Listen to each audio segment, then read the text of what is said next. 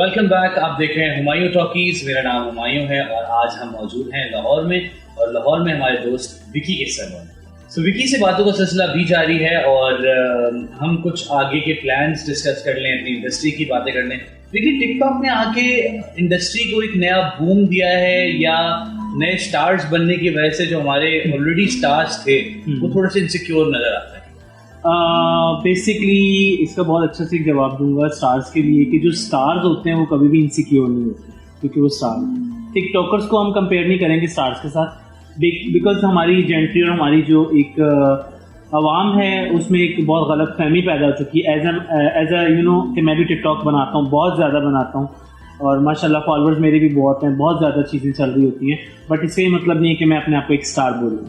मैं स्टार नहीं हूँ। बेसिकली वो फन के लिए एक ऐप क्रिएट किया गया है जो अपने आप को स्टार कह रहे हैं। उसमें बहुत से मेरे करीबी सेलिब्रिटीज उनको भी इशू था।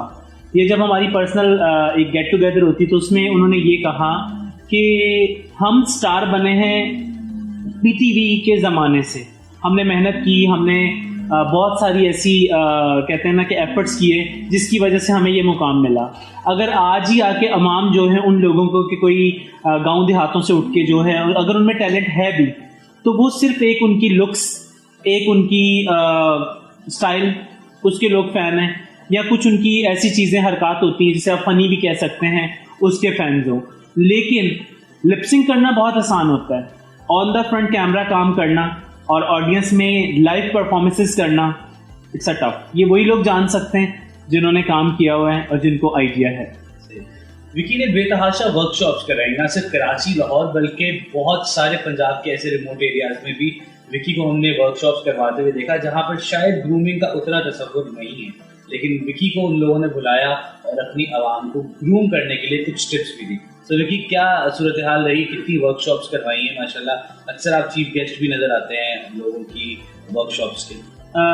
बेसिकली हुमायूं वक्त के साथ साथ और सोशल मीडिया के साथ साथ अब वो ट्रेंड ख़त्म होता जा रहा है कि अगर हम वर्कशॉप भी करवाएं और लोगों को जो है अवेयरनेस दें, क्योंकि अवेयरनेस इतनी ज़्यादा फैल चुकी है यूट्यूब ने, और इसके अलावा ट्यूटोरियल्स ने जो है, और टिकटॉक ने आके बहुत सारी अवेयरनेस दे दी है लोगों को कि लोग जो है वो चीज़ों को देख के कर रहे हैं। पहले होता था सीख के करते थे, लेकिन अब जो है वो देखते हैं तो उससे फॉलो करने की कोशिश करते हैं, which is a good, because के वो देख के वो चीज़ करने की प्रैक्टिस तो एटलीस्ट करते हैं। वो पहले होता था कि हम एक वर्कशॉप दे के आते थे तो उनकी कॉल्स आती थी और वो पूछते थे सवाल कैसे यूज़ करना है। अब तो आप चले जाएं, गूगल चले जाएं, यूट्यूब चले जाएं, आपको पता है पूरी हिस्ट्री, पूरा सोल्यूशन, पूरा मेथड आ जाता है कि आपने किस तरीके से काम करना है। उस ख्याल में वर्कशॉप जो है वो अब ज़रूरी नहीं है। सही। आते हैं कुछ बिजनेस की तरफ से। Vicky, aggressive client, angry clients, आंटियों की हट जाती है, एक्ट्रेस की हट जाती है, नहीं सही बाल काटे, हालांकि आपने सही किया, लेकिन वो जो माइंड में रख कर आई थी ये कलर टोन जो उन्होंने लाइक पेपर पे देखा था, वो ऑब्वियसली बालों पे आके शेड डिफरेंट होता है। So how you handle all these things? इसका सवाल का जवाब बहुत अच्छा हुआ यूँ कि जो सेंसिबल क्लाइंट होगा वो हमेशा अपने स्टाइलिस्ट के पास जाएगा। वो एजुकेटेड और जिसका हाथ बहुत नीट होगा इन मेकअप अगर बात की जाए, और वो स्टडी करके पहले देख के पूरा पोर्टफोलियो देख के, तो क्लाइंट पे डिपेंड करता है कि जेंट्री कैसी आपके पास आ रही है। अगर आप कोई एक एरिया के छोटे सैलून जा रहे हैं तो आप सेटिस्फाई नहीं होंगे, क्योंकि उनकी नॉलेज और उनका जो एक प्रैक्टिस है वो इतनी ज़्यादा नहीं है। लेकिन अगर आप किसी नॉन जगह पे जाएंगे, किसी नाम वाली जगह पे जाएंगे, किसी सेलिब्रिटी या किसी आर्टिस्ट के पास जाएंगे, स्टाइलिस्ट के पास जाएंगे, तो वो आपको वही चीज़ देगा। वो सबसे पहले आपको उसका ब्रीफिंग देगा, देन वो आपका काम शुरू करेगा। तो सवाल ही पैदा नहीं होता जब आप अपने क्लाइंट का माइंड रीड करके और जो चीज़ वो आपको दिखा रहा है उस पर आप डिस्कस करके अगर आप उसको देंगे तो ये चीज़ बिल्कुल भी नहीं होगी कि कोई एंग्री होगा या कोई तोड़फोड़ करेगा या कोई किसी के बाल उड़ जाएंगे, ये सब नहीं होगा। ओके। कराची में और मुल्क भर में हमने देखा था मेहंदी लगाने वाली खवातीन घर घर जाती थी और ईद पर मेहंदी लगाती थी। उसी बीच में 2 से 3 नाम कराची में बड़े पैदा हुए, उनमें से विकी थे जो कि मेहंदी एक्सपर्ट थे, और अब भी माशाल्लाह मुख्तलिफ एक्सपर्टीज के साथ मेहंदी भी इनकी एक बड़ी एक्सपर्टी है। क्या हालात है मेहंदी के? हुमायूं, मेहंदी आपको पता है कि एक बहुत आर्ट वर्क है, तो मेहंदी के लिए आपको पता है कि हमें 2 से 3 घंटे चाहिए था अगर हम कोई आर्ट करने जा रहे हैं। तो मेहंदी का तो खैर एक टाइम था, मेरा स्टार्टिंग था, तो मेहंदी में भी अल्हम्दुलिल्लाह बड़ा अच्छा नाम रहा। आपने देखा वीडियोस चलते थे मेहंदी के, और एक क्रिएशन होती थी, स्टोन वाली मेहंदी, ब्लैक मेहंदी, रेड मेहंदी, अर्क वाली mehndi, lots of choices in a mehndi.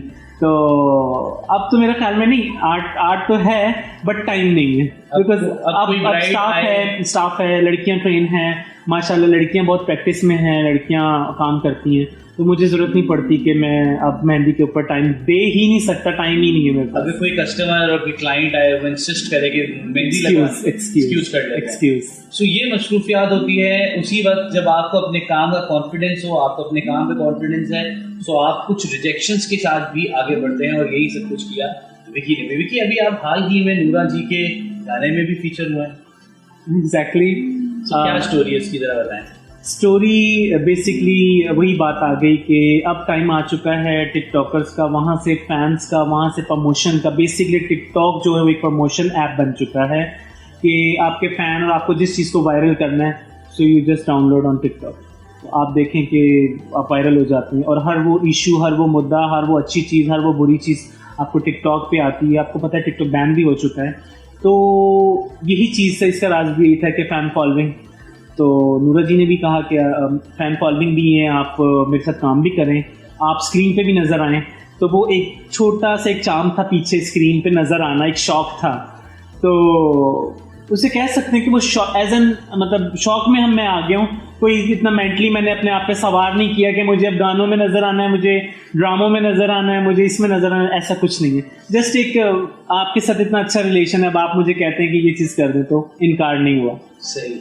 सो बचपन की ख्वाहिश कहीं ना कहीं तो पूरी होती है, और वही चीज़ विकी की भी पूरी हो गई। और ऐसे बहुत सारे अरमान और बहुत सारे ख्वाब थे विकी के जो अब तक उन्होंने पूरे कर लिए हैं, लेकिन आई एम श्योर कि ये ख्वाब देखने का सिलसिला जारी रहता है और ज़िंदगी की उम्मीद बरकरार रहती है उसी वक्त जब आप अपने सीखने का अमल जारी रखते हैं। ऐसी ही बहुत सारे सेलिब्रिटीज़ जो हमें देख रहे हैं, या ऐसे लोग जो सेलिब्रिटी बनना चाहते हैं, तो अपने अंदर सीखने का अमल जारी रखें। यकीनन आपकी प्रोग्रेस हमेशा हमेशा होती रहेगी। क्योंकि इन दी एंड मैं आपसे ये मैसेज लेना चाहूँगा कि आप हमारी जितनी ऑडियंस है, आपके फैंस हैं, उनको मैसेज क्या देना चाहेंगे? तमाम देखने वालों को एक ही बात बोलूँगा, अगर लाइफ में कुछ करना है, कुछ आगे बढ़ना है, तो अपना एक इरादा जो है उसे मजबूत कीजिए, और वो ठान जो आप लेते हैं उसको सही वे से, सही तरीके से, किसी को हर्ट किए बगैर अपनी मंजिल को जो है वो रमादमा रखें। बहुत सारे अप एंड डाउन्स आते हैं, बहुत सारे उतार चढ़ाव आते हैं, तो कोशिश कीजिए कि घबराना नहीं है, और आपने जो है अपनी मेहनत जारी रखनी है, और इसी तरीके से आप एक दिन अपनी उस मंजिल को हासिल कर लेंगे। वेरी खान साहब स्टेटमेंट, आपने घबराना नहीं है।